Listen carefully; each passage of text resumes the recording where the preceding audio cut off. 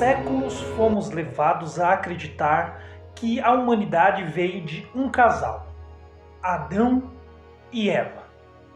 Mas uma passagem na Bíblia do próprio Adão muda completamente a história, onde ele deixa claro que não foi o primeiro homem. E antes de vermos essa passagem, vou pedir para que você que veja até o final para entender melhor essa história, porque ela vai mudar completamente a maneira como você a vê essa história de Adão e Eva descrita em Gênesis. Gênesis capítulo 2, dos versos 21 ao 24. Então o Senhor Deus fez cair pesado sono sobre o homem, e este adormeceu. Tomou uma das suas costelas e fechou o lugar com carne.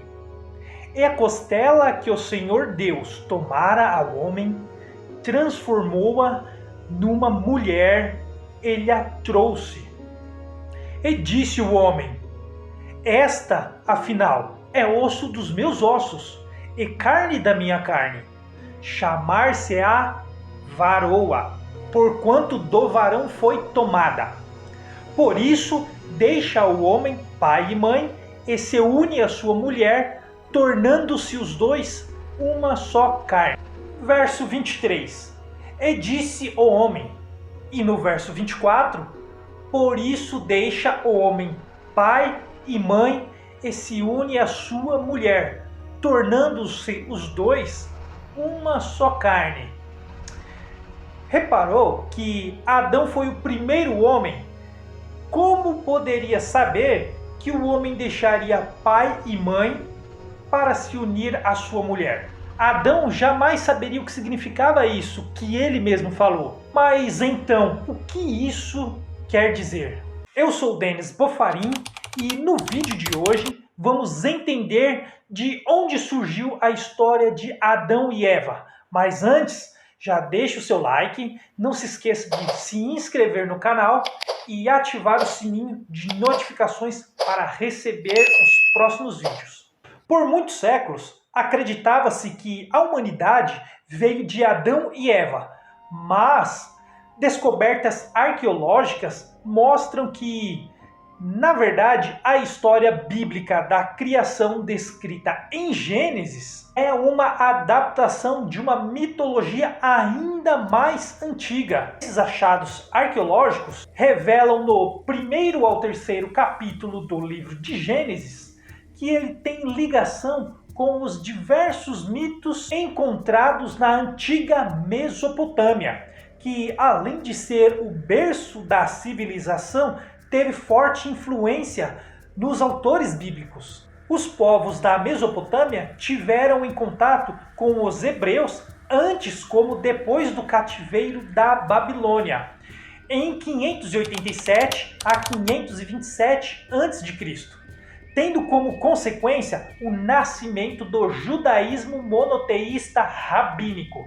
Monoteísta porque os hebreus eram politeístas antes do cativeiro da Babilônia, que adoravam vários deuses, e só após o cativeiro é que teriam se tornado monoteístas, por influência do zoroastrismo. Segundo os teólogos Estorniolo e Balancin, no livro de Gênesis, há narrativas da criação que pertencem a épocas diferentes e refletem situações e problemas diferentes. Os teólogos acreditam que Gênesis é um relato mítico e figurativo de uma época. Segundo eles, o livro de Gênesis, observando no 1º capítulo ao 2º capítulo, teria surgido antes de 587 a 527 no cativeiro babilônico. Com o fim da guerra judaico-babilônica, a cidade e o templo de Jerusalém foram destruídos. Os hebreus foram escravizados e levados para viver na Babilônia. Isso mexeu com o psique daquelas pessoas. E muitos hebreus passaram a adorar os deuses babilônicos, Marduk, Enki e outros, como tentativa de manter viva a sua cultura e religião, alguns hebreus passaram a escrever seus livros sagrados, a Torá e o Talmud. A Torá e o Talmud receberam influências das culturas persa e babilônica. A observação do sábado como um dia sagrado é uma herança dos sumérios que viveram no terceiro milênio antes de Cristo. Segundo Caramelo, da Universidade de Lisboa, os mesopotâmicos, ao organizarem a vida urbana e o tempo, precisaram criar calendários civis e religiosos, com o objetivo de manter uma ordem social. Somente no segundo e terceiro capítulo de Gênesis aparece Adão, Eva, o jardim e a serpente. Muitos teólogos acreditam que essas passagens sejam figurativas ou ilustrativas. Para Storniolo e Balancin, não devemos tomar o livro de Gênesis como literal. Esse livro não é científico. É apenas um relato lendário sobre as origens do mundo e do homem. Lembramos, porém, que essa narrativa também não está interessada no problema científico das origens, mas visa responder a certas preocupações do tempo em que ela nasceu. De acordo com Schenlin, a inscrição hebraica mais antiga registrada é datada por volta de 950 a.C., que é o calendário de Gezer. No momento, não existe nada em hebraico mais antigo que esse calendário. Segundo Armstrong, o livro de Gênesis, assim como o Pentateuco, teria sido escrito por diferentes pessoas em diferentes períodos históricos, sendo datado entre 800 e 600 a.C., no que se refere ao Enuma Elish e ao mito de Gilgamesh. Há uma certeza que foram escritas no início do segundo milênio antes de Cristo, obviamente sendo mais antigos que o relato de Gênesis. O Enuma Elish consiste em 7 tablets de argila que narra a criação do mundo. M.C. Cal sugere que o mito de Adapa, o equivalente a Adão, foi encontrado em Tel El Amarna, no Egito, sendo datado em 1400 a 1300 a.C. Muitos teólogos, como Pontes, acreditam que o primeiro capítulo de Gênesis tem paralelo com o livro sagrado mesopotâmico, o Enuma Elish, sendo ele a base de sua dissertação. Comparando esses dois livros, notamos que eles possuem elementos comuns, como, por exemplo, a ocorrência do caos, a escuridão ou as trevas cobriam o abismo, a água existindo antes da criação, o vento, o sopro ou o movimento de Deus sobre as águas. Essas similaridades descritas são muito comuns no mundo hebraico e mesopotâmico. Segundo a Bíblia, El, Deus, criou Adão a partir do barro ou do pó da terra. Na antiga Mesopotâmia e no Egito antigo, o barro era uma força criadora. Como o barro, fazia-se tabuletas, cerâmicas, utensílios caseiros, tijolos para construções de casas e monumentos, cerâmicas ritualistas para a oferenda dos deuses. De acordo com Botero, os mesopotâmicos acreditavam que, após a morte, o cadáver tornava-se pó devido ao processo de decomposição. Quando Deus soube que Adão havia comido do fruto proibido, censurou, dizendo: "Porque tu és pó, e ao pó voltará." Gênesis 3:19. No mito de Gilgamesh, percebemos que Gilgamesh ficou enlutado por causa da morte de seu amigo Enkidu. Quero gritar para que todos ouçam: o amigo que me era tão caro tornou-se pó. Enkidu, meu amigo, tornou-se como argila. Tanto no Gênesis como no mito de Gilgamesh, o ser humano é criado do barro e se torna pó após a sua morte. podemos notar que no mito de Adão e na epopeia de Gilgamesh, há algumas similaridades. Tanto Adão como Enkidu são imagens e semelhança dos deuses. Isso sugere que antes da queda, esses dois personagens teriam adquirido qualidades divinas que se perderam no decorrer de suas histórias. O mito de Adão teve dois filhos, Caim e Abel. Isso é uma alegoria que serve para representar o mundo urbano em contraste com o mundo rural. Eva surge em Gênesis 2:22. No mito adâmico, os clérigos medievais taxavam Eva como a mulher responsável por Adão ter perdido a sua imortalidade e a sua inocência. É justamente isso que o mito de Gilgamesh exemplifica. Inicialmente, os deuses criaram Enkidu, do barro, como um valoroso guerreiro que falava, comia, vivia junto com os animais nas florestas.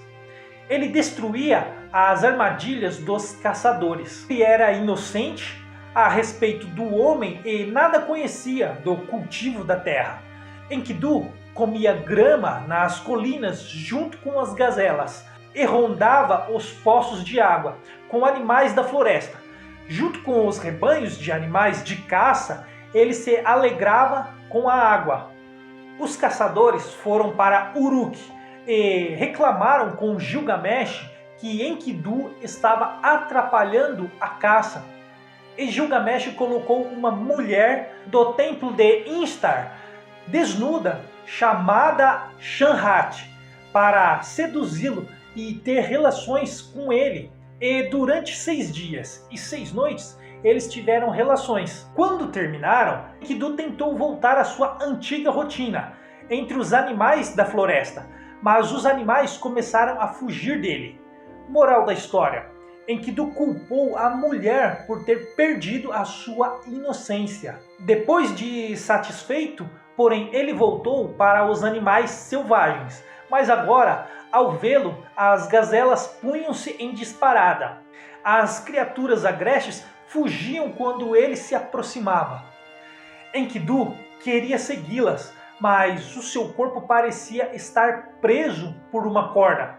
Seus joelhos fraquejaram quando ele tentava correr. Ele perdera sua rapidez e agilidade, e todas as criaturas da selva fugiram. Enkidu perdera sua força, pois agora tinha o conhecimento dentro de si, e os pensamentos do homem ocupavam o seu coração. Então ele voltou e sentou-se ao pé da mulher e escutou com atenção o que ela lhe disse. É sábio, Enkidu, e agora te tornaste semelhante a um deus. Por que queres ficar correndo à solta nas colinas com as feras do mato? Vem comigo, vem-te, levarei a Uruk, das poderosas muralhas, ao abençoado templo de Instar, Anu, do amor e do céu. Lá vive Gilgamesh, que é forte e como um touro selvagem domina e governa os homens. No texto, Enkidu, ao ter relação com Shanhat, perdeu suas características e a moça lhe disse que agora estava semelhante aos deuses. É a mesma descrição que encontramos em Gênesis 3:22, quando o casal Adão e Eva comem do fruto proibido. Isso quer dizer que, graças à mulher, Enkidu, ao perder a sua identidade, da mesma forma que aconteceu com Adão no mito grego, a primeira mulher humana criada pelos deuses foi Pandora. Ela era bela, como a Afrodite, inteligente e curiosa. Diz a lenda que Pandora e a sua intensa curiosidade mexeu numa caixa que Epimeteu guardava e, ao abri-la, liberou as mazelas, doenças e maldade que se alastravam pelo mundo afora. Resumindo, na antiguidade, as mulheres eram consideradas cidadãs de segunda classe, sem direitos iguais aos homens, e, além disso, eram acusadas religiosamente de trazer o mal para a sociedade. Na sociedade da antiga Mesopotâmia e da região de Canaã, as mulheres tinham certas proibições, como não sair à rua desacompanhada, ficar confinada numa seção reservada às mulheres no templo. Caso a mulher esteja menstruada, era proibida por lei ir ao templo para fazer o seu sacrifício. Levíticos 15, 19 ao 24. Existia certa obrigatoriedade do uso do véu. Havia convenções sociais que impunham mais deveres do que direito para as mulheres. E mais essa história sobre a epopeia de Gilgamesh e a sua semelhança com a Bíblia. Você já conhecia? Você imaginava que talvez Gênesis, a história de Adão e Eva, pode ter sido inspirada numa história mais antiga da epopeia de Gilgamesh? Deixe os seus comentários e, se gostou do vídeo, deixe o seu like e não se esqueça de se inscrever no canal, se não é inscrito, e ative o sininho de notificações para receber os próximos vídeos. E eu vou ficando por aqui e eu espero você no próximo vídeo. Até lá!